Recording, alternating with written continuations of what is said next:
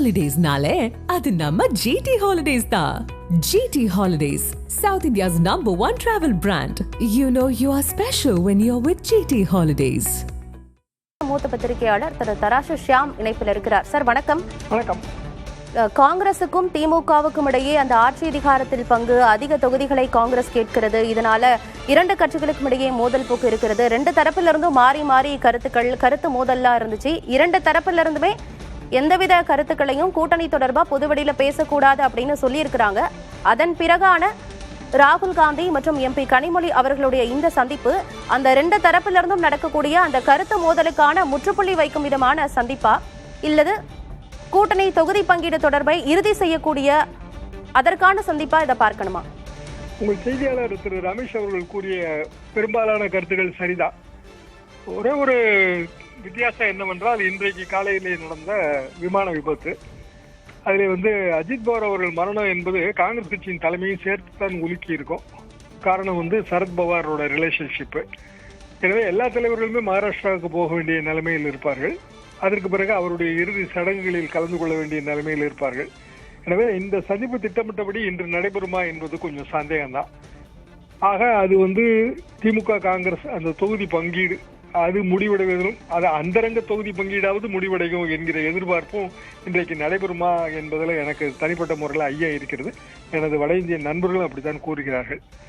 மாறாக இதுல ஆட்சியில் பங்கு, அதிகாரத்தில் பங்கு, இது எப்போதுமே தேர்தலுக்கு பின்புதான் பேச முடியும். தேர்தலுக்கு முன்பு பேசினால் அந்த கூட்டணி பலவீனமாக இருக்கிறது என்கிற ஒரு அச்சம் வந்து விடுகிறது.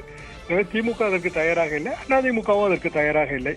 காங்கிரஸ் கட்சி தேர்தலுக்கு முன்பே அத்தகைய வாக்குறுதியை எதிர்பார்க்கிறது. காங்கிரஸ் நண்பர்களிடம் கூறினால் அவர்கள் என்ன சொல்கிறார்கள் என்றால், ஒரு 34 எம்எல்ஏக்களாவது நாம் வெற்றி பெற்றால்தான் ஒரு ராஜ்யசபா சீட் என்கிற நிலைமைக்கு போக முடியும். தமிழ்நாட்டிலிருந்து ஒரு ராஜ்யசபா சீட் காங்கிரஸ் கட்சிக்கு நாங்களாக ஜெயித்து போய் எவ்வளவோ காலம் ஆகிவிட்டது.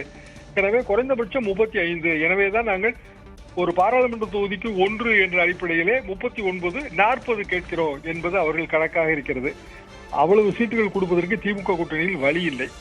இதுல இன்னொரு ஆப்ஷன் தாவேகா இருக்கிறது காங்கிரஸ் கட்சிக்கு, அதிலே மாற்று கருத்து இல்லை. அதே மாதிரி காங்கிரஸ் கட்சி போனாலும் திமுகவுக்கும் வேறு ஆப்ஷன்கள் இருக்கின்றன. ஏனென்றால் 25 இடங்கள் மிச்சம் இருக்கின்றன. காங்கிரஸ் கட்சிக்கான ஓட்டு வங்கி ஒரு 3 அல்லது 4% தமிழ்நாடு முழுவதும் சராசரியாக இருக்கும். தளபதி அவர்கள் கூறியது போல 3000 ஓட்டு ஒரு தொகுதிக்கு என்று அவர் கூறினார். 5000 ஓட்டு வரைக்கும் இருப்பதற்கு வாய்ப்பு இருக்கிறது. அதை ஈடுகட்டுகிற விதமாக திமுக பிற கூட்டணி கட்சிகளை சேர்த்துக் கொள்ளும். எனவே இரண்டு தரப்புக்கும் வேற ஆப்ஷன் இல்லை என்று நாம் சொல்ல முடியாது. தாவேகா ஆப்ஷன் காங்கிரசுக்கு இருக்கிறது. ஆனால் தாவேகா கூட்டணி இன்னமும் இறுதியாகவில்லை. காலையிலே வருகிற செய்திகளை பார்த்தால் தாவேகா கூட்டணியில் சீமான் கூட இணைவார், டாக்டர் ராமதாஸ் கூட இணைவார் என்று ஒரு செய்தி போட்டிருக்கிறார்கள். தினமலர் பத்திரிகையிலே செய்தி போட்டிருக்கிறார்கள். அப்படி என்றால் தாவேகா, டாக்டர் ராமதாஸ், சீமான், காங்கிரஸ் அப்படியான ஒரு கூட்டணி வரும்போது அது 3 முனை போட்டியாக மாறிவிடும். அது திமுக ஆட்சி தொடர்வதற்கு நல்லதா இல்லையா என்பதை திமுக தலைமை ரொம்ப கவலையோடு பார்க்கும். எனவே ஒரு ஃப்ளூயிட் சிச்சுவேஷன், எல்லாவற்றையும் மாற்றி இருப்பது காலையில் நடந்த விமான விபத்து. அது ரொம்ப துரதிருஷ்டவசமான விபத்து. எனவே இன்றைய தேதிக்கு இது முடிவடையுமா என்பது சந்தேகம்தான். அஜித் பவாரினுடைய திடீர் இறப்பால் இந்த சந்திப்பே நடக்குமா அப்படிங்கிறதே சந்தேகம்தான் அப்படின்னு சொல்லியிருக்கிறீங்க.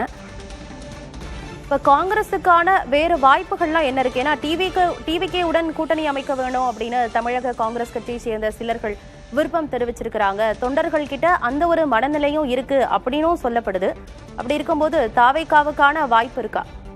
இரண்டு தரப்புமே கூட்டணி தொடர்பாக பொது வழியில் கருத்து தெரிவிக்க கூடாது. ஆனால் காங்கிரஸ் கட்சி தலைமை அறிவிப்பு கொடுத்த பிறகும், அறிவுறுத்தல் கொடுத்த பிறகும் மாணிக்கம் தாகூர் அவர்கள் தொடர்ந்து கருத்து தெரிவித்து வந்தார். இன்னும் சொல்ல போனால் தளபதி அவர்களின் எம்எல்ஏ தொகுதியை காங்கிரஸ் கட்சி கேட்டு பெற வேண்டும் என்று அவர் ஒரு ட்வீட் போட்டார். அதுதான் இதன் முதல் புள்ளி. அதற்கு பிறகு தளபதி எம்எல்ஏ அவர்கள் அவரது சுப்பிரமணியபுரத்தில் நடைபெற்ற கூட்டத்திலே அதற்கு மாற்று கருத்து வைத்தார். இப்படி இது மாற்றி மாற்றி தொடர்ந்து கொண்டே வருகிறது. ரெண்டு தரப்புக்கும் இது நல்லதில்லை. செய்தியாளர் ரமேஷ் சொன்ன மாதிரி நாளைக்கு தலைவர்கள் கைகுலுக்கிக் கொள்வார்கள். ஆனால் கீழே தொண்டர்கள் இணக்கமாக பணியாற்ற மாட்டார்கள். பொருந்தா கூட்டணியாக முடியும். கலைஞரே இந்த உதாரணம் சொல்லியிருக்கிறார். பொருந்தா கூட்டணியாக முடியக்கூடாது. 117 சீட்டு வாங்கினார்கள் 1980. இப்போது 117 சீட்டு கொடுப்பார்களா? பழைய கணக்கு சொல்வதில் அர்த்தமே கிடையாது. எஸ்ஐஆருக்கு பிறகு எல்லாமே மாறி இருக்கிறது. 1 கோடி வாக்காளர்கள் இல்லை. அதே நேரத்திலே 10,000 போலிங் பூத்து கூடி இருக்கிறது. இந்த கணக்கு வழக்கு எல்லாமே இந்த தேர்தலுக்கு புதியது. பழைய உதாரணத்தை வைத்து சொல்வதே தவறாகத்தான் முடியும்.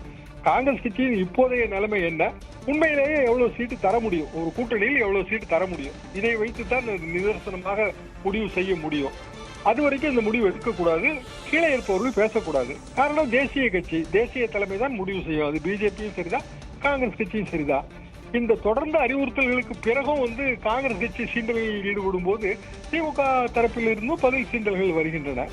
ஆக ஒட்டுமொத்தத்தில் இது குழப்பத்தை நோக்கி போகிறது, அது தெளிவாகவே தெரிகிறது.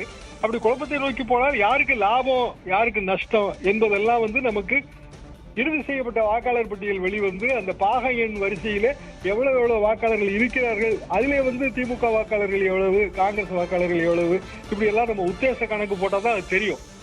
அது பிப்ரவரி மாதம் ஆகிவிடும், அது தெரிவதற்கே பிப்ரவரி மாதம் ஆகிவிடும். எல்லாவற்றுக்கும் பிறகுதான் திமுக அந்த தொகுதி பங்கீட்டு குழுவே போடும் என்பது என் கருத்து.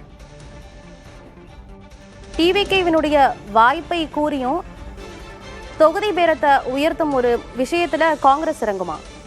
இறங்கும். அதாவது எந்த கட்சியாக இருந்தாலும் அதிக தொகுதிகள் வேண்டும் என்று ஆசைப்படுவது இயற்கை தான், அதெல்லாம் தவறுன்னு சொல்ல முடியாது. சாத்தியமா என்பதுதான் கேள்வி. அப்படி என்றால் டிவிகே ஆப்ஷன், இந்த ஆப்ஷன் அன்டெஸ்டட். எவ்வளவுதான் ஓட்டு வாங்க போறாரு விஜய் என்பது யாருக்குமே தெரியாது. ஏற்கனவே ஒரு தடவை தேர்தலில் நின்று இருந்தாருன்னா ஒரு கணக்கு போடலாம். அது பிறகு எஸ்ஐஆருக்கு பிறகு உண்மையிலே பெரிய பெரிய கட்சிகளுக்கே அந்த கணக்கு போடுறது ரொம்ப சிரமமா இருக்கு. அப்போ டிவிகேவுடன் சேர்ந்ததால் மட்டும் காங்கிரஸ் கட்சி பிரம்மாண்ட வெற்றி பெற்று விடும் அப்படியெல்லாம் கணக்கு போட முடியாதுங்க. இன்றைய தேதிக்கு உண்மையிலேயே எஸ்ஐஆருக்கு பிறகு எல்லா கட்சிகளுக்கும் அவரவர்கள் பாரம்பரிய ஓட்டு வங்கி எவ்வளவு இருக்கிறது, எவ்வளவு பாதிக்கப்பட்டிருக்கிறது எல்லாம் தெரியவே தெரியாது. இன்னமும் அதற்கான கால்குலேஷன்ஸ் நிலுவையில் தான் இருக்கின்றன. வாக்காளர் பட்டியல் இறுதி செய்யப்பட்டால் மட்டும்தான் அதை நாம் கண்டுபிடிக்கவே முடியும். அப்படியான ஒரு சூழ்நிலையில் ஆரம்ப கட்டத்திலேயே இந்த குழப்பங்களில் காங்கிரஸ் கட்சி ஈடுபடுவது அல்லது அதற்கு எதிர்வினையாக திமுக ஈடுபடுவது ரெண்டுமே தவறுதான். இதற்கு முற்றுப்புள்ளி விழுவது நல்லது. முற்றுப்புள்ளி விழாமல் போனால் இன்னமும் தமிழ்நாடு அரசியல் இன்னமும் குழப்பத்தை நோக்கித்தான் போகும். ஹாலிடேஸ்னாலே அது நம்ம GT Holidays தான். GT Holidays, South India's #1 travel brand. You know you are special when you're with GT Holidays.